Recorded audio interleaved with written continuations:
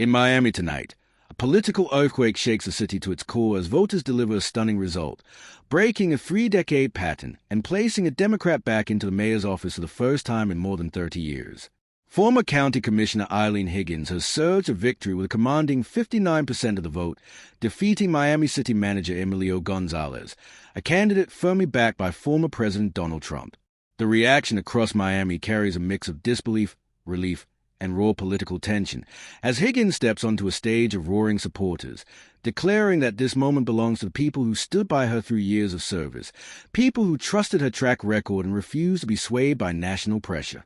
Inside a city shaped by deep immigration stories, a city where fear, hope, and survival define generations, her victory lands like a powerful crack in the political landscape, reminding many that Miami's heart is far more complex than any party line. As analysts dissect this result, the scale of the upset becomes clearer. Miami has not elected a Democrat since 1993, and when one briefly won in 1997, legal challenges overturned it. This time, the margin is too large to contest, too symbolic to ignore, and too emotionally charged for a city where immigrant families have lived with anxiety, enforcement, and rising political hostility. In a region where Republican dominance has hardened over time, from presidential wins to Governor DeSantis' sweeping influence, this 20-point blowout feels like a deep tremor in Florida's political ground. Higgins had long warned that immigration policy under Trump was not just flawed but sinful, a painful word that resonated across communities where exile, loss, and trauma are still carried in memory. And in Miami, a city where nearly 57% of residents are foreign-born, many naturalized, many voting for the first time, the emotional stakes were painfully real. Throughout this campaign, immigration became a pressure point unlike anything Miami has seen in years. State troopers carrying out immigration enforcement, families living under constant fear, and the looming presence of alligator Alcatraz, Florida's notorious detention center, formed a dark backdrop to this election, where more than 250,000 Venezuelan immigrants recently lost their protected status.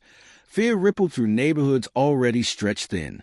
Higgins tapped directly into that anxiety, speaking to voters who felt unseen, unheard, and cornered by policies that stirred old wounds.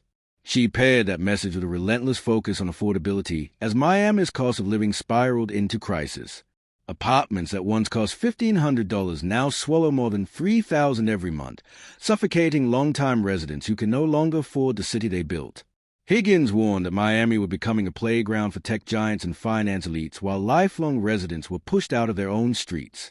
Even Gonzalez, her opponent, spoke about affordability, but voters sensed a deeper divide, a moral divide, on immigration, justice, and who truly understood the pain running through Miami's veins. Higgins spoke of corruption, chaos, and a city losing its soul, and her words cut sharply across a population exhausted by scandals and instability. And now, in a twist heavy with irony, Miami, soon to host the Trump Presidential Library, will be governed by a Democrat whose victory defied the former president's endorsement, sending a message felt far beyond Florida. The broadcast cuts abruptly.